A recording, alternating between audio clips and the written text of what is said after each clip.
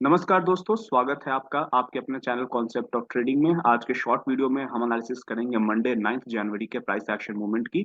आज 10 जनवरी है और आज की मार्केट भी क्लोज हो चुकी है, लेकिन मैं कल ये वीडियो नहीं बना पाया था और एक कंटिन्यूटी बनी हुई है जिसमें मैं रोज बैंक निफ्टी के प्राइस एक्शन मूवमेंट की एनालिसिस करता हूँ अपने वीडियो के थ्रू, ताकि जो लोग प्राइस एक्शन सीखना चाहते हैं या जो लोग ये जानना चाहते हैं कि मार्केट प्राइस एक्शन को कैसे फॉलो करता है, वो इस चीज़ को समझ सके।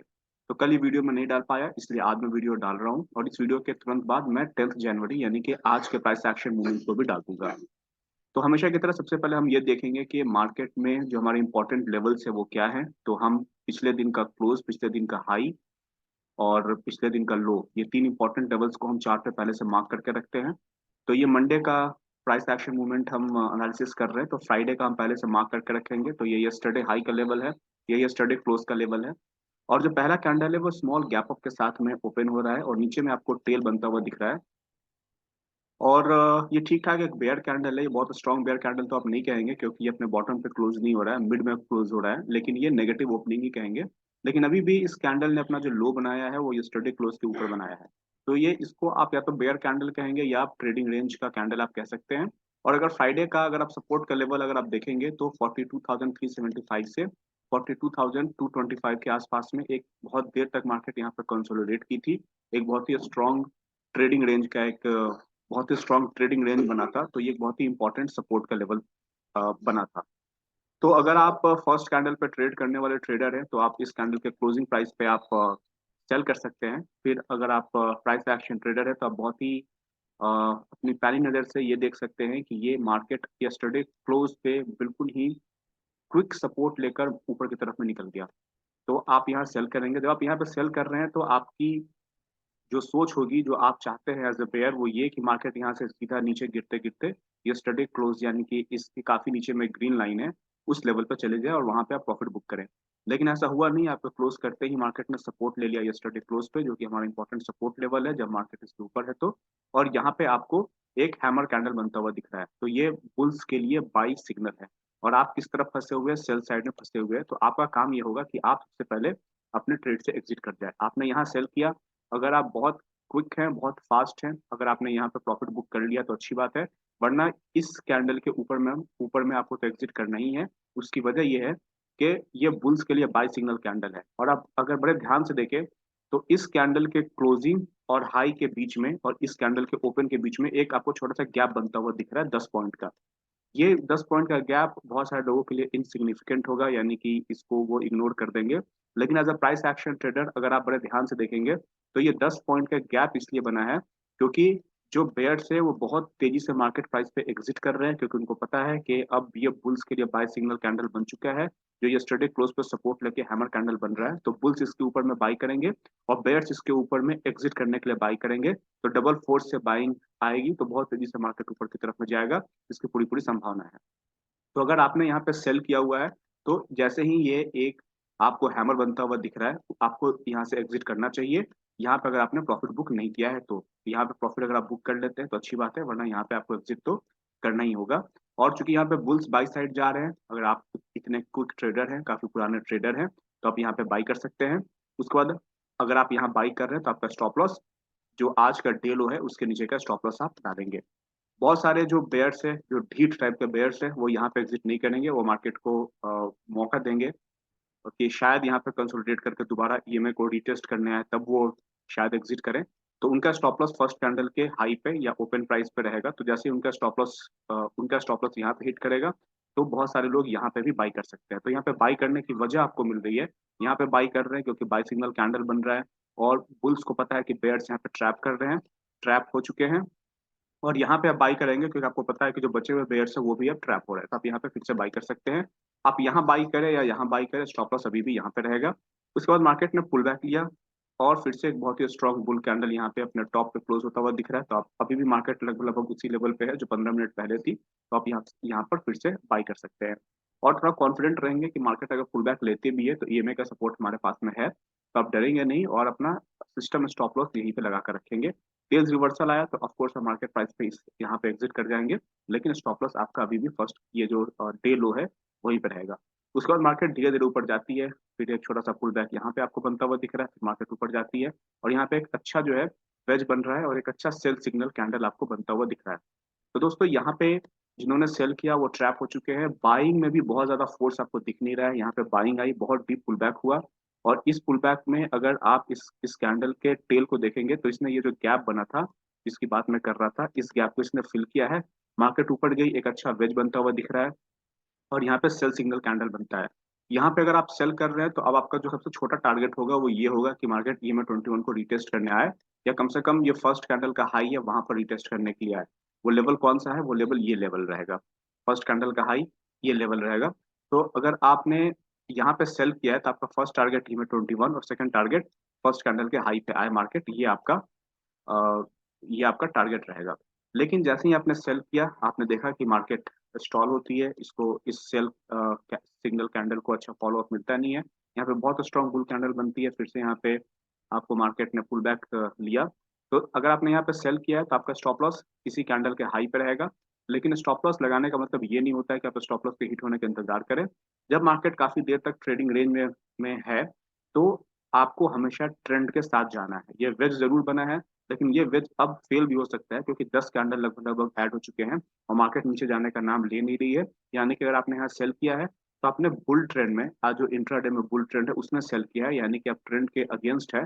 मार्केट 10 कैंडल बना चुकी है, आपके तरफ नहीं गई, तो मार्केट वापस ट्रेंड रिज्यूम करेगी, इसकी पूरी पूरी संभावना है। तो आप इस एरिया में कहीं पे एग्जिट करेंगे। तो ये अगर आपने यहाँ सेल किया है, इस ट्रेडिंग रेंज में कहीं एग्जिट करते हैं, तो ये आपको एक्सपीरियंस के साथ में आएगा। जितना आप मार्केट में पुराने होते जाएँगे, आपको समझ में आ जाएगा कि यहाँ पे सेल तो करना सही डिसीजन था, लेकिन सेल करने के साथ में मार्केट को इस लेवल पे आना चाहिए था, आ नहीं रही है, 10 कैंडल बन चुके हैं, तो आपको यहाँ पे मार्केट प्राइस पे एग्ज़िट कर जाना चाहिए।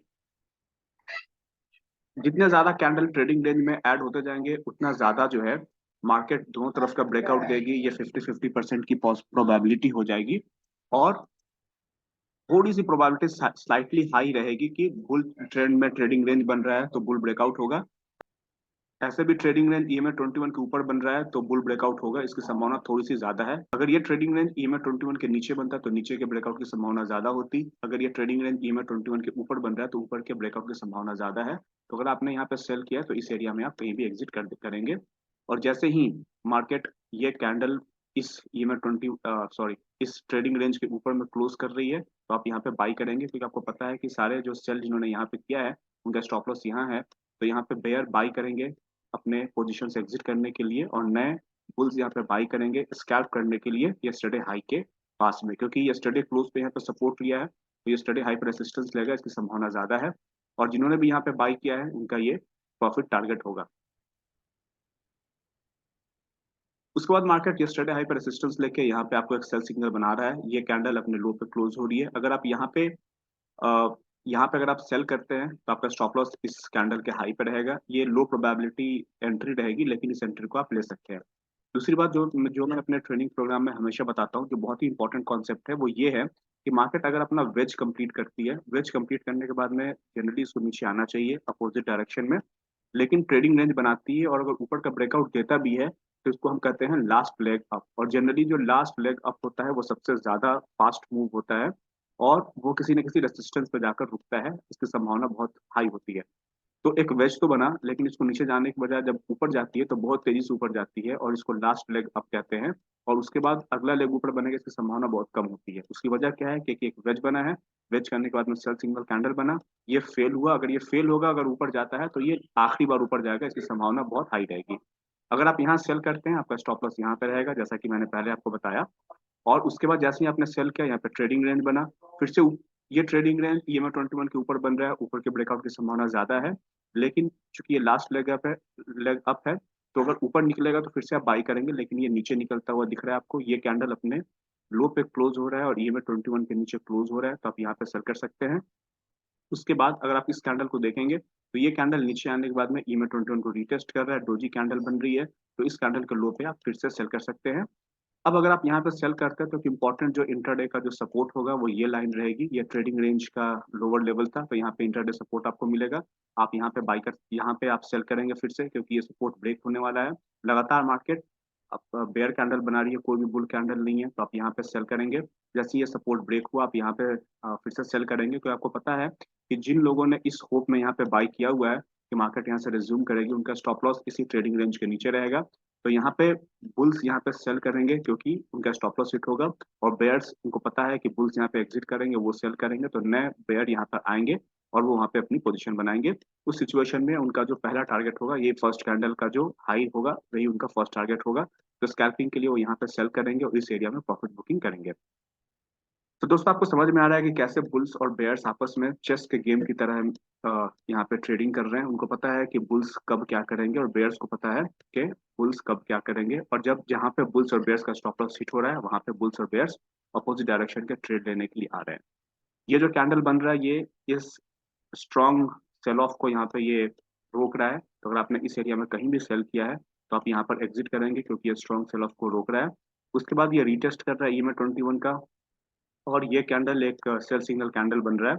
तो यहाँ पे आपको सेल करना चाहिए, इस कैंडल के लो पे सेल करना चाहिए, या ये EMA 21 को रीटेस्ट कर रहा है, इसी कैंडल के लो पे आप सेल करेंगे। क्योंकि आपको यहाँ पे सेल करने की वजह है, वो है EMA 21, जो कि एक अच्छा रेसिस्टेंस होता है इंट्राडे में, वहां पे है। रेसिस्टेंस पे आप सेल कर रहे हैं, तो स्टॉप लॉस आपका इसी कैंडल के हाई पे रहेगा, ना कि ऊपर में किसी स्विंग हाई पे, क्योंकि आपका जो सेल करने का जो रीजन है, वो EMA 21 है, जो कि रेसिस्टेंस होता है। और आप यहाँ सेल कर रहे हैं, स्टॉप लॉस यहाँ पे रहेगा। मार्केट स्टॉप लॉस हिट करता है, तेजी से ऊपर की तरफ में जाता है, यहाँ पे EMA 21 को रिटेस्ट करता है, थोड़ा सा यहाँ पे गैप आपको दिख रहा है, यानी कि ऊपर जाएगी इसकी संभावना ज्यादा है। तो ये एक बुल ट्रेंड की शुरुआत यहाँ पर हो चुकी है इंट्राडे में। मार्केट ऊपर गई, यहाँ पे पुल बैक लिया और फिर से ऊपर जा रही है। इस कैंडल के हाई पे आप बाई करेंगे। मार्केट क्लोज होने वाला है 3-4 कैंडल के बाद में EMA 21 के ऊपर में ही मार्केट में क्लोजिंग की। अगर आपने इस एरिया में ट्रेड लिया हुआ है ऑलरेडी 2-3, तो ये ट्रेड आप नहीं लेंगे, क्योंकि मार्केट क्लोज होने वाली है। तो दोस्तों, ये मेरी एनालिसिस थी बैंक निफ्टी की इंट्राडे में 5 मिनट टाइम फ्रेम में। तो दोस्तों, आपको ये एनालिसिस कैसा लगा हमें जरूर बताइएगा। और इस वीडियो के बाद में मैं 10 जनवरी यानी ट्यूसडे आज का इंट्राडे प्राइस एक्शन एनालिसिस अभी मैं पोस्ट करूंगा। तो इस वीडियो का समरी क्या क्या है? समरी ये है कि आप जब ट्रेडिंग करते हैं, तो प्राइस एक्शन के हिसाब से जो इम्पोर्टेंट सपोर्ट रेसिस्टेंस होता है, उनको केयरफुली चार्ट पे मार्क करना होता है। कुछ सपोर्ट रेसिस्टेंस विजिबल होते हैं, कुछ सपोर्ट रेसिस्टेंस मेजर मूव पे होते हैं, तो उनको आपको पहले से कैलकुलेट करके रखना पड़ेगा। और जैसे जैसे नए कैंडल्स ऐड होते जाएंगे, वैसे वैसे नए प्रोबेबल सपोर्ट रेसिस्टेंस मार्केट में क्या हो सकते हैं, वो आपको मार्क करके रखना होगा। दोस्तों, अगर आप भी मेरे साथ ट्रेड करना चाहते हैं लाइव मार्केट में, फॉरेक्स मार्केट में स्पेशली, तो आप मेरे साथ मेरा ट्रेड रूम ज्वाइन कर सकते हैं, जिसमें आप मेरे ट्रेडिंग स्क्रीन को और जितनी देर भी मैं ट्रेड करूंगा, वो आप मेरे देख सकते हैं, और चाहे तो सेम ट्रेड डुप्लीकेट कर सकते हैं। तो चलिए, मिलते हैं अगले वीडियो में, तब तक के लिए नमस्कार।